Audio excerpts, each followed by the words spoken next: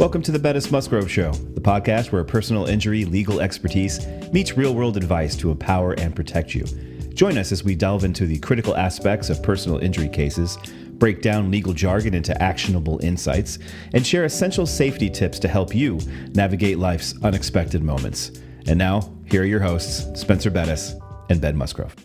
All right, welcome to Season 2, Episode number 3 of the Bettis Musgrove Show. As always, I'm Ben Musgrove. This is my law partner, Spenser Bettis. Coming to you again with our podcast, still focusing on the community. We are honored to be joined today by an absolutely great man in James Dunn. James is the epitome of a civil servant. He's a dedicated member of our community. He's a lawyer with more than 25 years of experience, I guess now, a former assistant district attorney here in Forsyth County, and now one of Forsyth County State Court judges. Some have said that he is the learned hand of the 21st century, I think. I don't know about that, but... Well, maybe more importantly, so let's see, you're a husband to the Honorable Heather Dunn here in Forsyth County. That's correct. Father of... Better half. 3 children? Yeah, I've got 4. 4 children, okay. 4 children, same. A UGA grad, Mercer Law grad. Yep. And just a great guy, a guy I like to know. So thank you for joining us. Thank you all for having me here. I appreciate it. Absolutely. We were talking a little bit earlier. You're our first elected judge to sit on the podcast. So it means a lot to have you here. I know you don't see a lot of judges that come on podcasts. So look forward to seeing what you have to say today. Well, I appreciate that. It was we haven't had it was the first open seat that wasn't appointed by the governor in Forsyth County since it split from the Blue Ridge Circuit back in 1999. So I did not know that. That's neat. That we've had contested races, but it was the first just open seat. Well, tell us about you. Where did you come from originally? Originally, I was born in Indiana. My family's mostly from Indiana. I moved to Georgia when I was 10 in Marietta. Okay. I grew up in Marietta, went to high school there, graduated from high school, went to University of Georgia, and graduated from Georgia, and then went to Mercer Law School. Okay. And when I was at Mercer, I worked at the DA's office there, and that's where I really kind of got hooked on being a prosecutor. Yeah, I'll never forget, I was in they had an investigator there, and I went out with him to serve subpoenas, and we were in the car, and I was riding shotgun, and he's like, all right, take your seatbelt off. I'm like, well, he's like, we're fixing to go into this really bad area of town. He said, they see us driving these Crown Victorias, and, sometimes I'll take shots at you. So if I tell you to get down, and I mean it, so take your seatbelt off. I was like, okay. Good grief. And then from that time on, I was like, okay, like the adrenaline, I was like, okay, I'm hooked. So I worked at the DA's office there under the Third Year Practice Act and got to try second chair some cases there, one of which was a gang murder case where the defendant he was the passenger in the vehicle. His girlfriend was the driver, and they took a wrong turn down the street that was not their territory. And so he ended up pulling 45 and reaching out the window and over the roof to shoot across the roof at the other gang members, but ended up shooting through the roof and shot his girlfriend in the head and killed her. That's awful. And it was a bad case. And you were a third-year law student. I was a third-year law student. That's crazy. That third-year practice act, though, that's pretty neat that they let people do that and get in and sort of get their feet wet. I can't say I did much. I sat there. I took a lot of notes, but... I did the same thing. I tried a case under the third-year practice act jury trial, and it was awesome. Right. I did not do that at all in law school, so I'm jealous of both of you. That's pretty neat. And upon graduation, I went back to Marietta. I clerked for the Honorable Dell Grubbs in Superior Court of Cobb County for 2 years, and then I came to Forsyth in 2002 as an assistant district attorney and was an assistant DA for 20 years before I ran for judge. That's incredible. So, yes, I have been a civil servant my entire legal career. So. Yeah. But it's been fun. I've enjoyed it. And what I really liked about being a prosecutor, and, I pride myself in trying to be as fair as possible, that you get to decide what cases you bring, what cases you don't bring. You get to decide what charges you bring, if you bring, and what charges you don't bring. So you have a lot of ways that you can help people, and you have a lot of ways that you can help victims as well, depending on the different type of cases. And it was just fun. I've tried everything from murder cases down to shopliftings, burglaries, and drug cases, and that's really the crux. I think it was being a prosecutor that really got me into it. Was that as a prosecutor, you can help these. You see so many people come in with just drug addictions, meth addictions. Right. Meth is still huge. Obviously, the opioid epidemic has taken over some. Yep. And you see a lot of heroin, oxycodone, fentanyl cases. But you can really try to get those people help, the ones that need it. And because people always used to say, well, drugs, that's a victimless crime. Well, it's not, because they all have moms, they all have dads, most of them have kids. And, those are people that end up going to see the other Judge Heather Dunn because they get removed by defects because their parents can't take care of them because they're drug addicts. Right.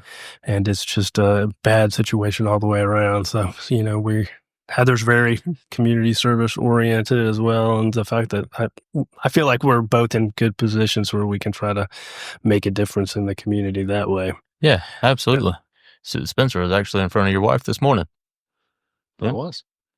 Yeah, I don't know. It's completely non-related personal injury matter, but yeah, I think that's right too. And I feel like probably a lot of those people, especially the drug people, it's not that they ever wanted to be in that situation. Exactly. And now things have just spiraled out of control. So I think that's a great approach to it. Yeah, and don't we have some kind of accountability court here, right? We do. We have three accountability courts. We have drug court, which is run by Judge Bagley. And then we have the DUI court, which is run by Judge McClelland. And then we have care court, which is run by Judge Willis, who's the presiding juvenile court judge. And care court is for people who have mental health issues along with substance abuse issues. Yeah, because it's a whole separate ball game when you're dealing with somebody who has a substance abuse issue versus someone who has a substance abuse issue along with a mental health issue, and they're self-medicating, through use of drugs or alcohol. So it's you need a whole different approach and a whole different type of team, and especially depending on what their mental health diagnosis is. Yeah. And have to be delicate with all of it. That's it. Well, so 20 years in the DA's office, all of a sudden hey, I'm going to run for state court judge. How does that come about? Actually, Heather was already a juvenile court judge at that point in time, and we saw where Judge Maddox had decided to retire, and I think we read it on Facebook of all places, and I tried to convince her to do it. I was like, if there's a seat and we need more women, out there, so why don't you? And she's like, no, I like what I'm doing. And she said, why don't you run? I was like, I was like, I don't know if I'd be the right fit for me or not. So I thought about it for a while, and then I had some people approach me and say, hey, you'd be pretty good at that. So I decided, I was like, well, why not? We'll see what happens. So, but I'm glad I did, because I really, I can continue my public service, and I really feel like I'm in a good position to where I can try to, help people. Because as you know, as a state court judge, a lot of the cases I see on the criminal side are all, DUI cases and domestic violence cases. And those are, where you try to break the issue of substance abuse for those people who have, and also break the cycle of domestic violence. That's because if you don't break those cycles, their kids, they see what happens, and more often than not, that cycle just continues from generation to generation. And I've seen it just in the time that I've been here. I'll never forget, several people I prosecuted when I first got here in 2002, 2003, and then here comes their son or daughter 10 years later, and it's just like, you got to be kidding me. And it's... Yeah. Well, and if you don't break the cycle too, I guess it eventually goes from being a misdemeanor up to the felony level, and it can get even worse from there. It can. That's true. I'm going to circle back to the accountability court, because something we talked about coming in here is that you You would really like to see a veterans court. That is correct. Created. Being a veteran myself, I think that's awesome. I think it's important. What would your vision for that be? What would you like to see? Well, I really do want to start a veterans court because veterans have a whole different set of issues that non-veterans don't have. Just, I'd say regular folk, as for lack of a better term, who have substance abuse issues or mental health issues. Because oftentimes you have veterans, and I have family members that have mental health issues or PTSD and things of that nature from serving in combat zones. And it's, I've seen their struggles and how they've had to deal with those issues. And you really need a court that tailors, it's hard on veterans, and you can speak to this more than I could, Spencer, but it's, when you get out of the service and there's really no resources mental health wise. I mean, you all have TRICARE, you can go to the VA, but we all have watched the news and seen everything that is happening there. But for them, it's like the number one, they get out of the service, well, they've lost a family. Mm-hmm. Yep. They've lost their unit. They've lost their best buddies. They may call them and stay in touch with them, but they may be, halfway across the country. They may have issues that they were able to deal with while they were in the service just because, there was that strict regimen that when they get out and they don't have that regimen anymore, they don't have that sense of camaraderie. They don't have it. And that's when they start to turn to use, substances. And so they're really, and what I think is fundamental about an accountability court is you get these people who have experiences in combat zones, in the military, and they are together, and it kind of gives them that sense of camaraderie back. Absolutely. And it gives them, hey, if we can do this kind of thing, and get it together, and so they're there for each other, and then.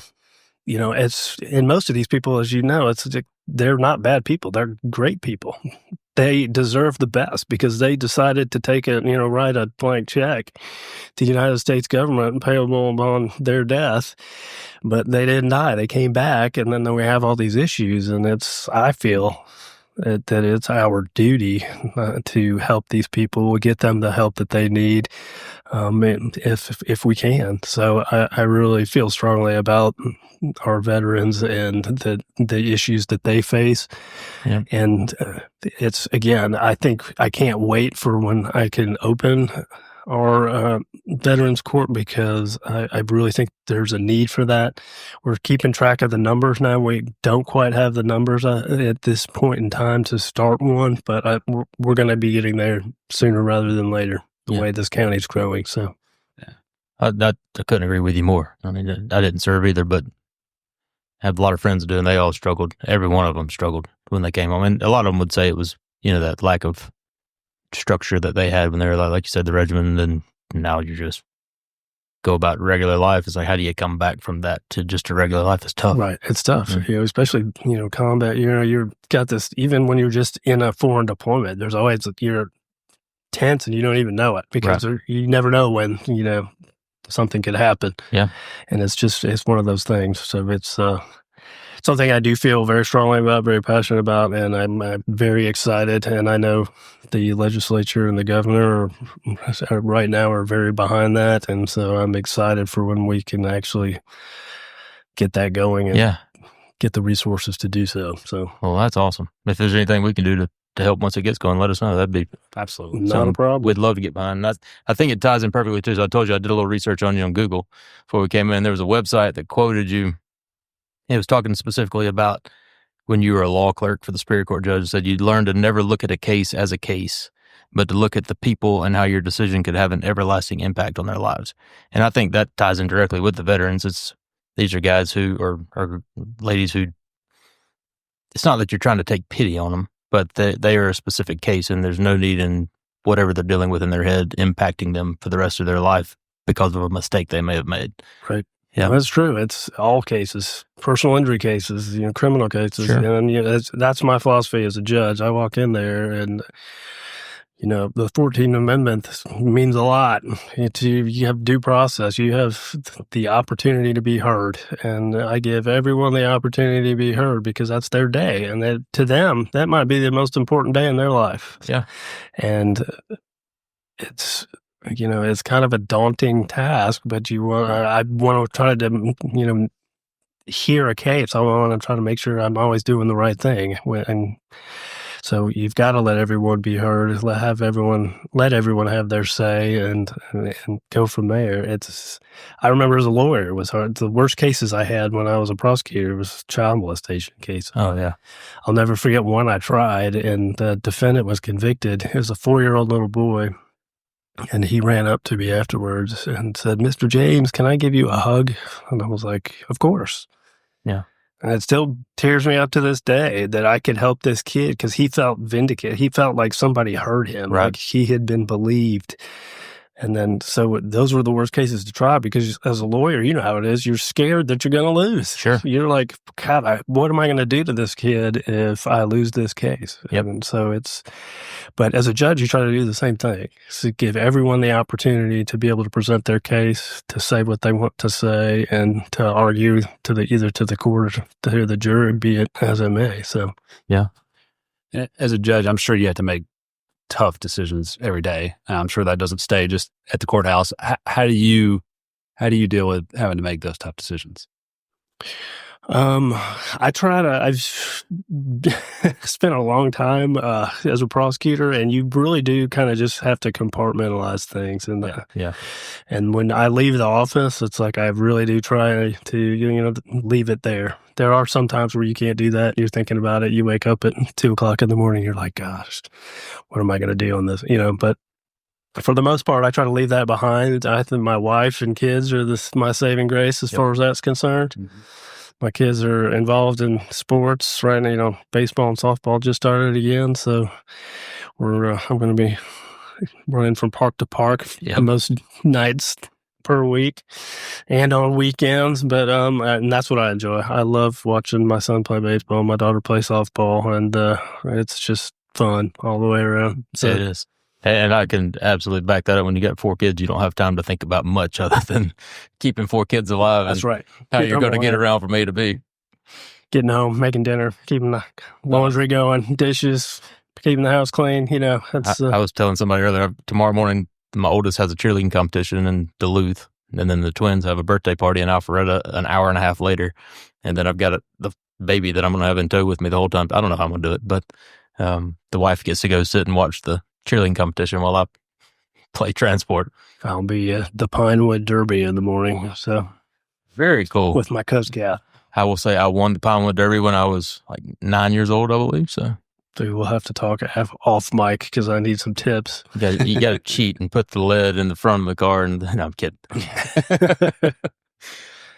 So talking about that a little bit more, the way I've always viewed a judge, and I don't think this is common for most people who aren't involved in law, but the way I see a judge is somebody who you're the overseer, the quote unquote neutral, if that's what you want to call it, who's just there to make sure the rules are followed and that the law is upheld.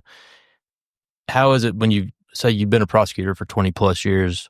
Obviously, you develop some of your own thoughts about the process. How do you now, as a judge, separate yourself from being that prosecutor to somebody who's overseeing the case and making sure the defendant's rights are protected as well?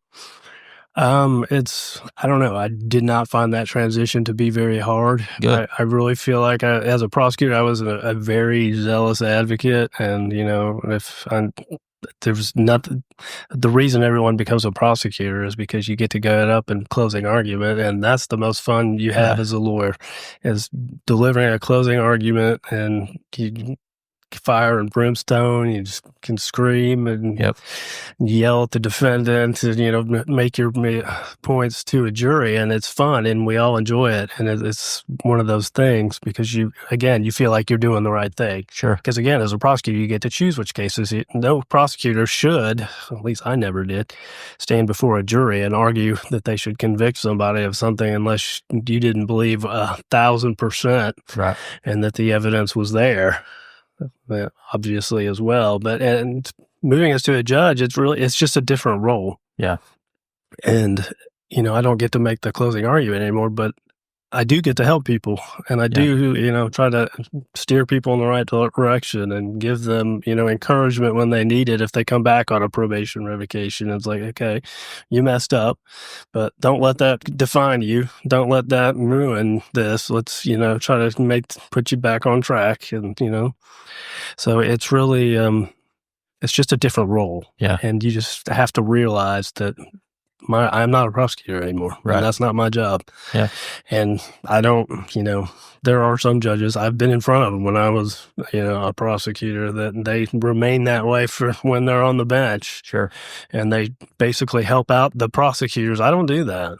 That's like, and I don't do that in civil cases. I don't insert myself in a case. That's up to the lawyers. I'm the very easy to try a case with because I don't get involved unless you want me involved by making objections or motions or whatever.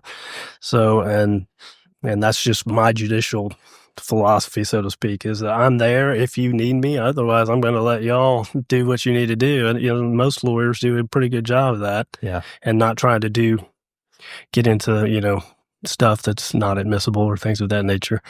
But, I've had several colleagues call me after they've been in front of me. I won't drop any names and get them in trouble, but they all said that you're a very, very fair judge and that you're fairly hands off and let the lawyers do their job and just step in when you need to. So, when I was a practicing lawyer, those were the judges I always liked being in front of, because they just sit back and unless you make an objection or you file a motion and because you think that the other side's going to get into something that's, prejudicial, then I'm not going to do anything. Let them try the case. That's exactly right. Again, they're entitled to have their day in court and be heard, and it's not my job to get in the way of that. And so unless there's something flagrantly, unconstitutional or not pursuant to a statute or case law. So, yep. So any judges that are listening, that's a wonderful way to be. What you got, Spenser? What do you see lawyers doing that you don't like? Good. That's a good question. There's a general trend. Number one, I think like more and more lawyers I'd say that I don't want to say unethical, but I do want to say unprofessional. I think there's a huge lack of professionalism and more so in civil cases than in criminal cases. I don't know why that is, especially when I was a prosecutor. Defense attorneys and we'd be in court and we'd be screaming at each other, and then we'd walk out in the hallway and we'd be like, "Hey, you want to go get a beer?" Exactly. After court? And it was our job. Yep. I mean, we didn't hold it in, but especially in the civil context, and it always amazed me that where money's involved, it was more made things more unprofessional than where someone's liberty was at stake. But yes, it's extremely contentious sometimes, and they will bring ridiculous motions, discovery motions to compel, things of that nature, where it's just like, if y'all had a 10-minute conversation and just be civil, y'all could have reach an agreement on this, and this wouldn't have become the way it is. But we talk about it all the time. I mean, be an advocate.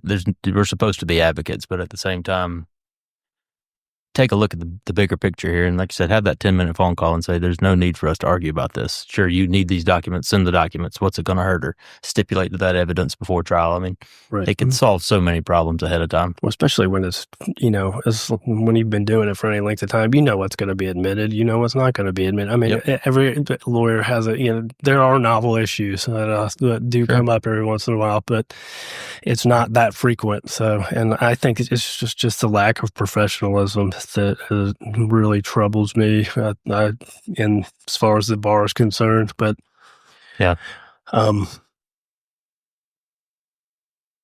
Spenser and I finished a deposition the other day, and a young associate was defending the deposition. And when we got done, his partner came out. He's been practicing for 40 years. And he said, "Get out of here. They're tired of looking at you. Like, you guys come back here and sit in my office." And we just talked for an hour about quail hunting and sports and Georgia football and everything else. And at the end of it, he's like, "Listen, I got a checkbook. What's it going to take to get this case over with?" I'm like, why can't every lawyer be like, let's just have a conversation and settle it up right here? It's fantastic. I was a friend of mine when I was in law school. His dad was a lawyer, and I don't even remember what class it was or what legal concept it was. We were trying to figure something out in our study group, and so he called his dad. He said, "Hey, Dad, can you tell us what XYZ is. And his dad, I'll never forget this. He said, son, the only 2 books I need to practice law are a phone book and a checkbook. You're on your own. That's awesome. And It's applicable sometimes. Yeah. yeah. That's good. But yeah, discovery disputes, I hate those. I mean, because, the standard is, it's not whether it's admissible, it's whether it is reasonably Right. calculated to lead to admissible evidence. And so I despise, if you've got it, and I guess part of it is because of his criminal background as a prosecutor. If I had something in my possession, I'd turn it over regardless I turned over everything.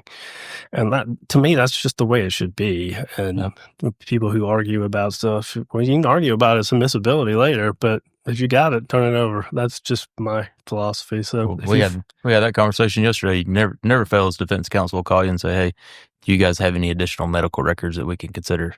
And it's like, why would I not give you that? That is our case. We're talking about medical issues. We're an open book. You have everything that we could possibly ever use in this case.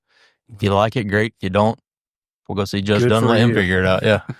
Well, anytime I get a discovery dispute, first thing I do is I send a rule NISI for a Friday afternoon at 4:00.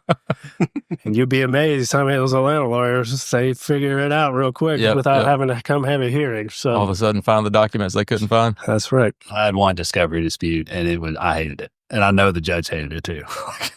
So we got it resolved, but I got plenty of other stuff to, research and consider and write orders on than have to deal with, holding people's hands. So, all right. So outside of unprofessionalism, outside of discovery disputes, do you have any other big pet peeves that you just can't stand when you got lawyers in front of you? Lack of preparation. Yeah. Is probably the biggest one for me. And for me, it's just because, they're really hurting their clients more than everybody else. And there's nothing that I could do about that. And so, the lawyers who come to court who are prepared, they know their case inside and out. They know what the issues are going to be. They've done their legal research and they're ready to go. They've got all their exhibits in order. Yep. They've got their exhibit list. They're not, fumbling around, making the jury just sit there and stare at them while they put exhibit numbers on stuff.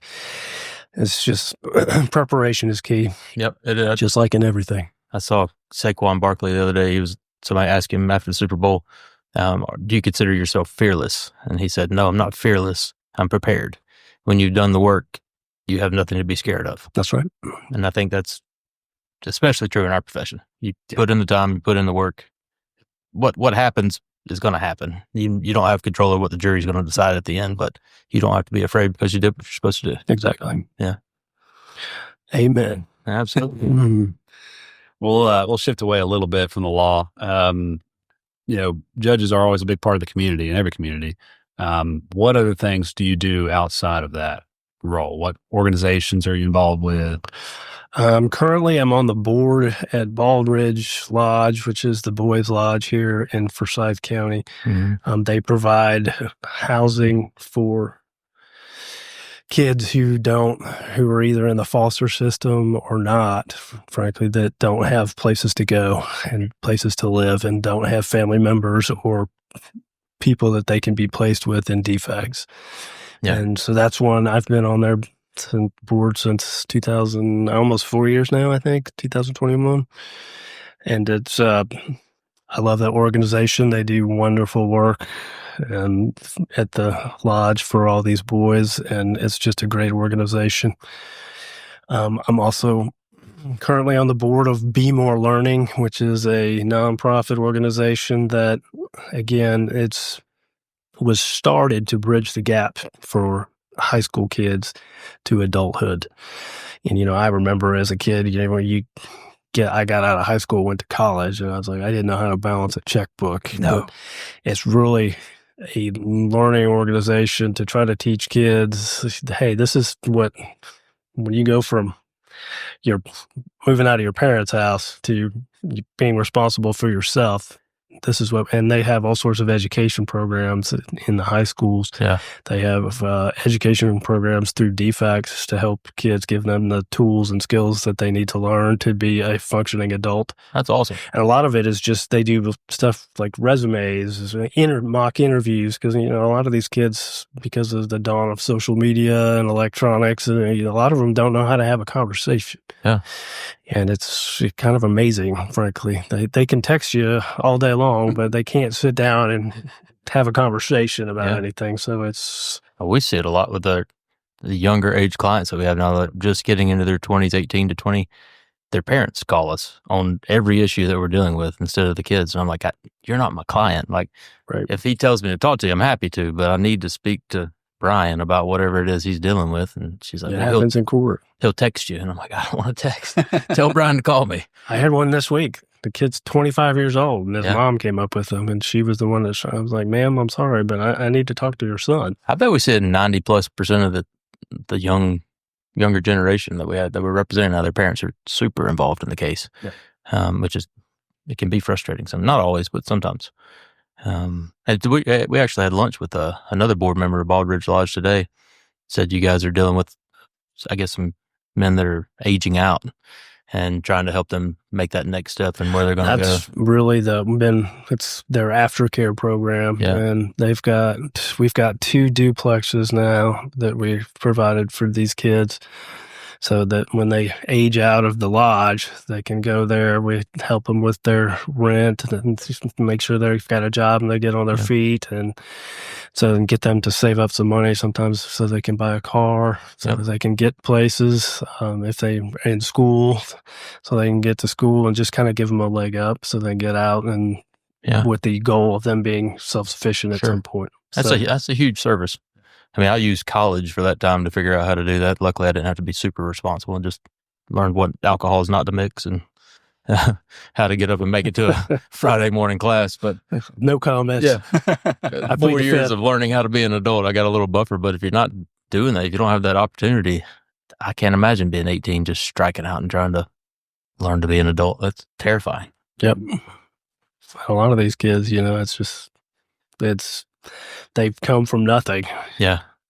I think when I joined the board, Logan was on the board, and Logan told me some story that when he was at the lodge one time, there was a kid, and one of the employees there asked him, was like, well, what's your favorite part about the lodge? He's like, well, I'm just glad that I have a bed. Yeah. This kid was 12 years old and never slept on a mattress before. And that's just really hard. In Forsyth County, people don't know that this happens, but it does. It's one of the more affluent counties in the state. Right. You wouldn't think that's a problem, but, oh, man. So you got those 2. Anything else? I've done stuff in the past. Those are the 2 boards that I'm associated with now. In the past, I've done some volunteer work for Mentor Me, as well as Literacy Forsyth, and then I'm part of the Lanier Forsyth Rotary Club. Okay. And I think I saw too, we're seeing a trend here with the podcast. You're also a Leadership Forsyth graduate? I did. Class of 2019. Yeah. I think every person we've had on this podcast maybe now has been part of Leadership Forsyth. I think you're right. It's a great program. Tammy Bramlett runs that. She does a great job with it. You really get to know your community and the nonprofits that are here. And then we really are lucky in Forsyth County, the amount of nonprofits that we have that are there to address needs for, adults, for people who have mental health issues, substance abuse, for kids in different scenarios, for the homeless. I mean, we are so blessed that we have all these nonprofits that, and leadership was great because you get to see that, and you also get to see the county government, county businesses, and see the different sectors of the county and really learn a lot. And so it was kind of eye-opening for me when I went through it, but I'm glad I did. I encourage any listener to go through Leadership Forsyth. Absolutely. We had his dad on last episode, and he, started it, and hearing that, how it developed, that was fascinating. And now it is. And we haven't reached out to people for Leadership Forsyth to come in, but it seems that everybody we've had in so far has touched it. And I think so. It's pretty, I don't know if that's coincidental or not. What else you got? We also know that you coach or did coach baseball with the famous PJ Guerin. Yes, our loudest guest. PJ asked me if I would help him coach, and I said on one condition. And he said, "What?" I said, "As long as I don't have to pitch, because I don't want to strike out my kid." And he said, "Okay." That's awesome. It was fun. We had a good time. It was a good season last year. Are you still coaching or just spectating now? I'm spectating this year, so we'll see what happens.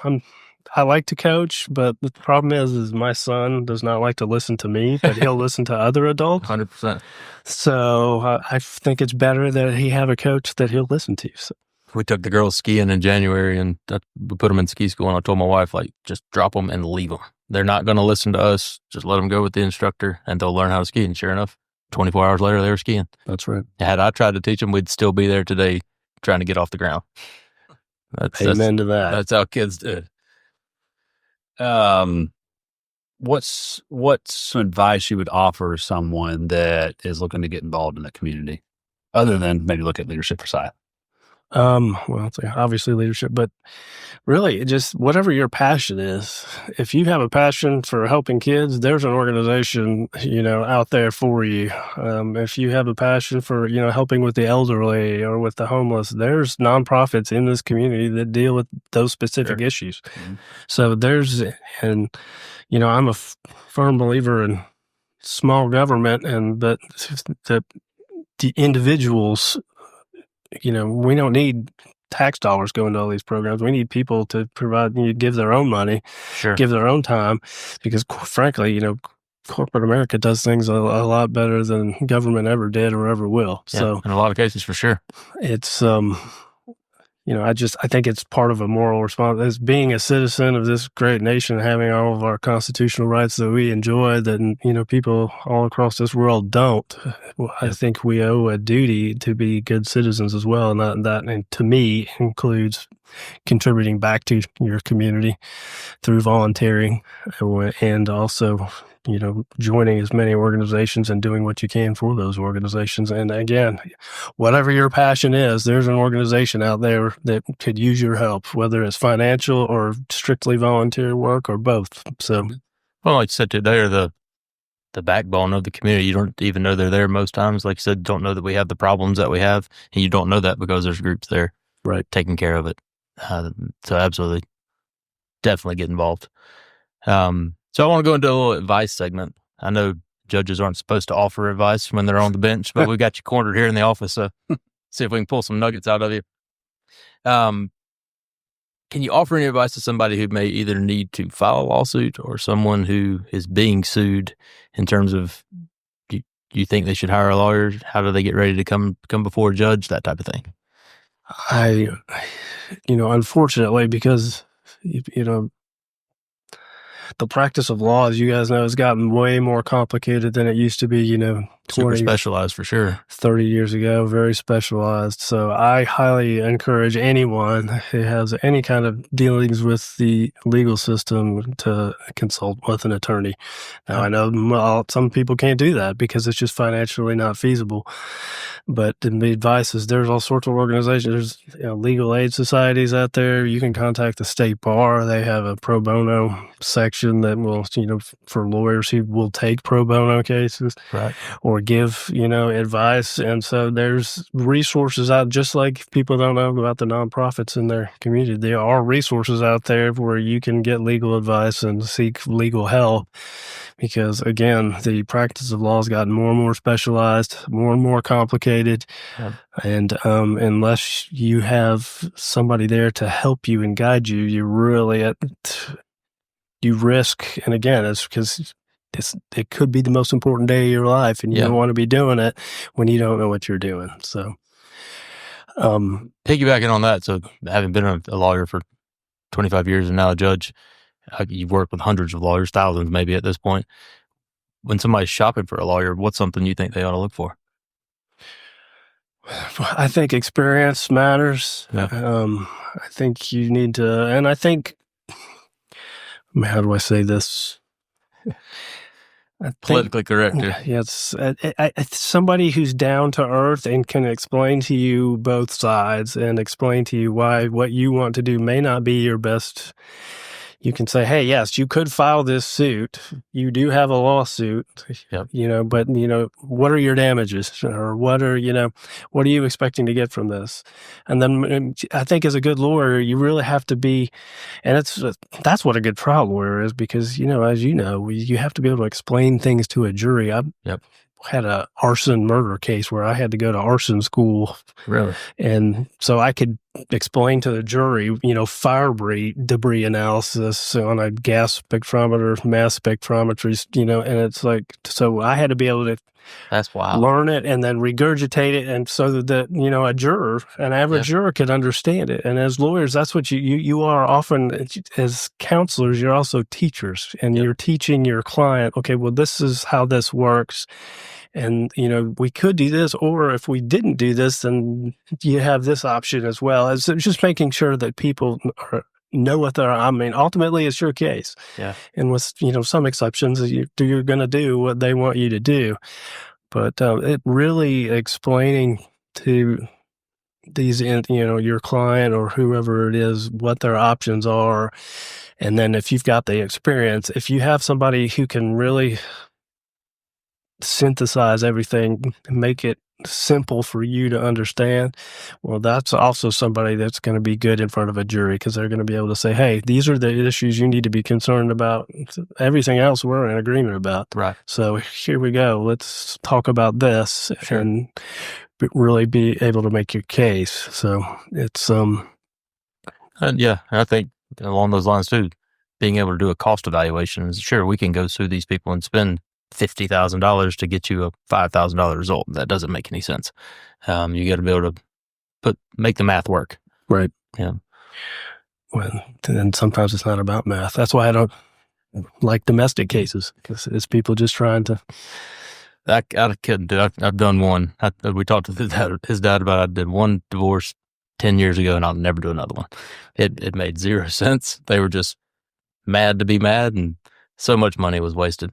But I got paid, I guess, so it worked out. I'll never, in Cobb County, when I was a law clerk, this was 20 years ago, there was a senior judge, and a lot of the Superior Court judges had some of the senior judges do their domestic calendars, and he would come out on the bench and he would stare at everybody and he'd say, now, I don't know why you want some complete stranger to decide what's going to happen in your lives for the next 15, 20 years and divide up all your property, but I'll be more than happy to do it.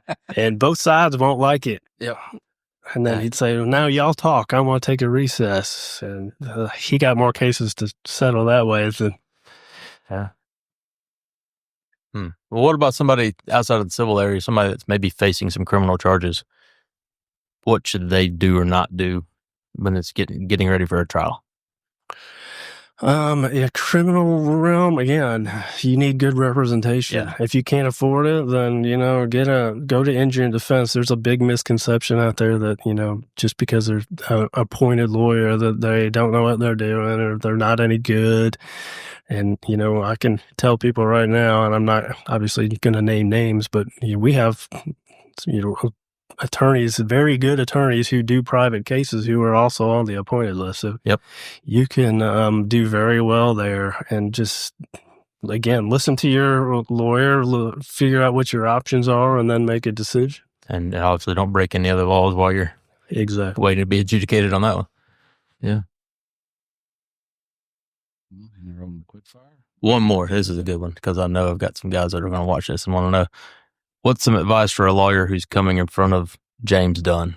What's something that they just absolutely should not do? Should not do? Yeah. Anything where you're going to be just, get out. I'm not listening to it.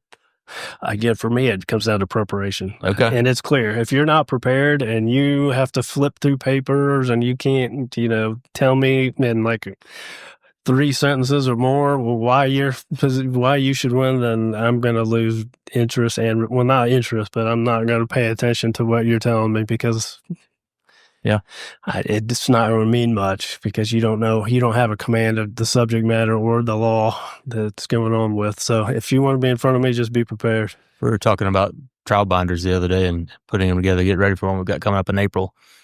Do you like it if an attorney walks up and hands you a binder full of everything, says, Judge, here's what we're going to use? I love it. Okay. Again, that goes, and if they've got one for the court reporter too, because Yep. I mean, the court reporter knows what's going to be admitted into the record. They've got one. I've got one. I can follow along. Yep. It makes it a heck of a lot easier, or you spend a lot less time having to take stuff outside the jury's presence. And, my job, but partly as a judge, is when we have juries, we're asking them to step away from their lives to Absolutely. listen to a private dispute, and it's a great thing because it's our constitutional right. The government doesn't decide disputes. Right. People decide disputes. It's not some dude wearing a black dress saying, "Hey, this is what's going to happen." But along with that, I try to be mindful of a juror's time, Yeah. and when you're unprepared, especially if both sides are unprepared, we have to take breaks, and when the jury gets more steps in than they do, in regular life, because they keep having to go out of the courtroom to the jury room and back and Yep. forth and back and forth. It's really frustrating. Oh, you want to lose a jury trial fast, you make them stay an extra day longer than you told them they were going to, or make them step out 10 times, and you can see it on their face when they come back in. They've had enough of you. That's right. It's terrifying. But yeah, I think, why don't we go into the fun questions? We'll get into our quick fire. See how you do under pressure here. I don't think we can ask that first one. I put that in there to be funny, but we got to ask it. First question I put in there was, who's your favorite lawyer in Forsyth County? Obviously, don't answer. Heather Dunn. Oh, the good answer. That's a that's great answer. I didn't think about that. What's your favorite sport? Baseball. I'm a huge Braves fan. Huge Braves fan. All right. What's your prediction for this season? I think we'll get to the playoffs. Okay. I hope First so. spring game is tomorrow, right? I think so, yeah. We'll see. Yeah. Maybe need one more starting pitcher. That's what I was thinking. I was sad to see Max Fried go, but Yep. it is what it is. Yeah, chase the money. Favorite college team? Bulldogs, UGA. Great answer. What about, you said the Braves You are already your had favorite the professional team, yeah. Coffee, you a coffee drinker? Yeah, you just I drink coffee, yes, sir. All right. What's your favorite coffee? My favorite coffee is probably Community Cup. Okay. We frequent there daily, almost. Almost, yeah. It's gotten to the point now where I come in and there's, is that what you want today? Same thing? Yeah. Just waiting for you. Yeah. What's the last book you read? The last book I read, I used to read a lot I was an English major, and I used to read a lot of stuff, but I haven't read in a long time because that's all I do now Yeah. at work. Yeah. So when I get home, it's like, it's been a couple of years. I'm trying to think of what it was. I don't remember. I'm sad to say. That's great. All right, go ahead. Sorry. Yeah. Dinner with any historical figure ever. Who would it be and why? I'll make you think a little bit here. Dinner with any historical figure, who would it be and why? It's not really a historical figure, but if I could go back and have dinner with my grandfather one more time, I would love it. I think My that's grandfather was my hero, and he served in World War II and he was in a Douglas C-47 that flew paratroopers into France and Normandy, and he taught me how to shoot. He taught me so much. If I could go back and just have dinner with him one more time, that would be golden. yeah, That's one of my favorite answers. absolutely. Absolutely. He's my historical figure. He may not be everyone else's, but That whole generation. I mean, my grandfather's the same way. Both of them, just different guys. yep. Mm-hmm. It's a cool generation. I want to change this one up a little bit based on that answer. Yep. So we normally ask what the last meal you would ever eat. Where's it from? If you get to take your granddad to dinner one more time, where are you going to go and what are you going to have? He lived in Indianapolis. There's an Italian place there called Iria's, which was was back from the 1920s or 30s, but that's where I'd take him. Awesome. Besides driving all your kids to the ballpark, what's your favorite thing to do at the end of a stressful day? Favorite thing to do at the end of a stressful day? I'm a guitar player, so I like to play guitar. Okay. All right. And that may lead into the next question then. So what's one material item that you can't live without? One material item that I would have to say. I've got a lot of guitars, Ben, so I'm not sure I could choose one, but it would be one of them. It would either be my Martin D18 or if I have a Fender Strat. So electric Stratocaster hit. Well, one's an acoustic and one's an Okay. electric. See, that's what I'm saying. It's hard to just choose one. What's your favorite song to play? I'm sure I have a favorite song to play. I was really hoping you were going to say Freebird. That's not it. Oh, that's awesome. Go ahead, Spencer. Favorite vacation spot you visited? There's really, I haven't had a bad vacation. If I'm on vacation, it's wonderful. Yeah. So it would have to be really bad for me to not have a good vacation. We went, my wife and I just took our little kids on a Disney cruise. That was a lot of fun. But I love the beach and I love the mountains. So either one of those would be my go-tos. We just did Disney cruise last week. What boat were you guys on? Do you remember? A Wish. The Wish. That's a new one, I think, right? Yep. Yeah. It's one of the new ones. We did the Fantasy. We'd done Royal Caribbean before. That was a completely different experience on Disney. Yeah. That was wild. Yeah. Favorite quote or mantra that you live by? That was in keeping with today's theme. Be prepared. I like it. That's a good one. Are you Dude, last. are you a podcast guy? Other than sitting in podcasts as a guest, obviously? Not really. No? I'm, again, showing my age, but I don't listen to a lot of, I used to hate watching crime shows, but now that I'm not a prosecutor anymore and I don't deal with like the felony stuff, I've gotten more into, watching like true crime show, not like fiction, but like nonfiction ones that talk about real cases. I get people ask me all the time if I've watched Suits, which I have. Have you watched Suits? I have watched Suits. What'd you think about That is not the practice of law. that? And that is not how it really works. I told Kevin Talent and Jonah Howell all the time that they remind me of the two guys on Suits. I can't think of their names right now, but Harvey Specter and whatever the younger ones. Yeah. Mike. That's Kevin Talent and Jonah Howell. I'm assuming Jonah's the one that didn't actually pass the bar. Exactly. Please cut that into a short and put that on Facebook. That's awesome. All right. Well, why don't you, if you have anywhere people can follow you or see what you're up to or any of the nonprofits that you're involved with, tell folks where they can find you. Well, I encourage anyone to look up Bald Ridge Lodge or Be More Learning. It's just quick Google search, you can find them. And then I do have a web page. I'm trying to remember what it is now because it just changed. It was john2022.com, but now it's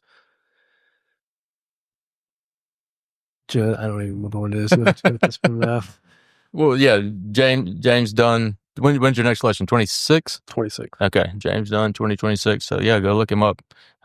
Great judge. We're absolutely honored to have you in the community. You're doing great things, and we really appreciate you joining us today. Well, thank you, man, and thank you, Spencer. I appreciate it. Yeah, Thanks for having me. Shameless plug for us. Obviously, if you need any help, check us out, bettismusgrove.com, Facebook, Instagram, TikTok. Find us at podcast anywhere you get your podcast. And until next time, stay safe, stay healthy. God bless.